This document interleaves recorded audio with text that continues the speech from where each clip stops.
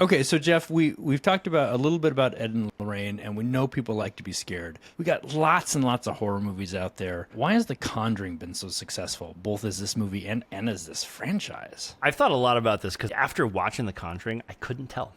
I didn't quite get it at very first. And, I think you would just have to ask Conjuring fans and get their answer. But from the storytelling standpoint, I think the reason why this was so successful is because the priests were actually normal people. When you have like The Exorcist or you have the Pope's Exorcist, you have people who are like high up in the church. It's hard for us to relate to those people. Those are people who in our everyday lives are sort of like father figures. They're authority figures. So we don't necessarily relate to them. The great part about Ed and Lorraine, even though she was clairvoyant, Ed was just kind of a normal husband who was self-taught. So we were able to like connect with them, more on a human level. And they really were the mom and dad demon hunters. And I think that there's something really charming about that. And look, these movies were really well made. James Wan, I think, directed the first one. He has gone on to amazing things. These guys have made really good movies. So, it just was a well-made film. But I think the reason it captured such imagination and such charm was the normalcy of our demon hunters. And it took it into our hands. And there's a great moment at the end, Josh, that I want to actually ask you about. As the movie's going on, they became more and more sure that there's a possession going on and a haunting. They go to the church, and this is what they do. They go in, they try and figure out, is this real or not? And then if it is, they bring the church in. Well, the church was just unavailable that day. I think it was either the Sabbath or it was like Holy Water Mondays at the local haunt. So the church was not available. And so Patrick Wilson says, I'll do it. I'll do the exorcism. Performing an exorcism is an archaic procedure. Requires years of training. I have to do it. The exorcism. What? I thought you said we need a priest. You're not a priest. Well, you got a better idea. And so he's not trained. He's not a priest. Did you personally perform the exorcism? No, I'm not authorized. He's not ordained by God. He's just a normal dude who's like, I'll do it. And Lorraine's like, he can do it. He can do it. He has the power. He can do it. You can do it. And the reason why I thought that was so funny is because people often ask the question to men, if a plane was going down and they needed a pilot, do we think that we could land the plane? By the way, is there anyone on board who knows how to fly a plane? And I feel like in some ways, this was him stepping up and answering that question for all men of like, I could land this plane. I'll do the exorcism.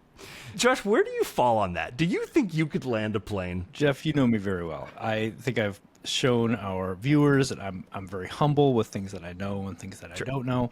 If you ask me, can I land the plane? The answer is, of course. Right? Yeah, of course. If I had to, I would figure it out because the lives are on the line and we're all going to die. And to bring that back to the movie, if I'm at like a cabin with all of my friends and somebody gets possessed and someone's like, we need someone to do an exorcism, I would volunteer. I would give it a shot because my friend needed help. Mm-hmm. And so I don't know that it's like, the machismo of men or like the overconfidence of men. I don't know that that's what it is for me. It's not that I know I have the ability. It's that I don't want my life in someone else's hands. And I definitely want the lives of my loved ones in my hands, because I'm going to be the most motivated to get them down. I think there's two factors to that type of question that really play into it. One is, what's the consequences? Are you all going to die anyways? Two, can I really make it worse? Pray, Leo.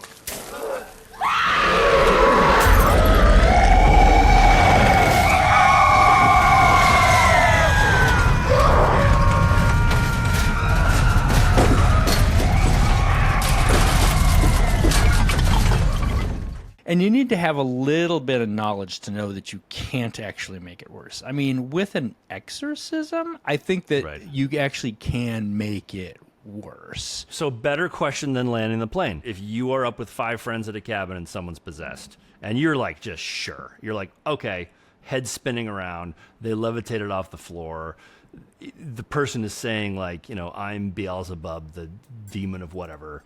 They know your whole history. They're speaking in different... You wouldn't perform the exorcism, or you would? Well, as our viewers know and can go back to the Exorcist episode, that's my test. Once somebody's levitating off the ground, I'm like, okay, that's possession. That's not mental illness. That's my litmus test. I mean, again, if there's no other option, if something has to be done and you don't think you can make it worse because there's, you're all going to die, I would do it. ever I had to. I don't think this is just a male thing, though. I mean, I know plenty of women who would do exactly the same thing. I mean, I think my wife would do it immediately, be like, oh, I can do this. But I think the real key here is there somebody else who's better qualified? If there's someone else who's like even just a little bit better qualified to try to land that plane, they're like, oh, I play Flight Simulator a lot. I'm like, oh, you should try. I'll help you. Rub your back, bring you water. But, you know, it's not like, oh, I can do this because I want to do this. The whole question is just to show off, you know, male overconfidence. You know, that's the point of the exercise. But I just think it's an interesting, you know, philosophical question as to why. Here's where I disagree with you. If I'm on a plane and someone says, I've got a lot of experience in a flight simulator, I'm standing up saying, not the same thing. I'm flying the plane. Really? Yeah.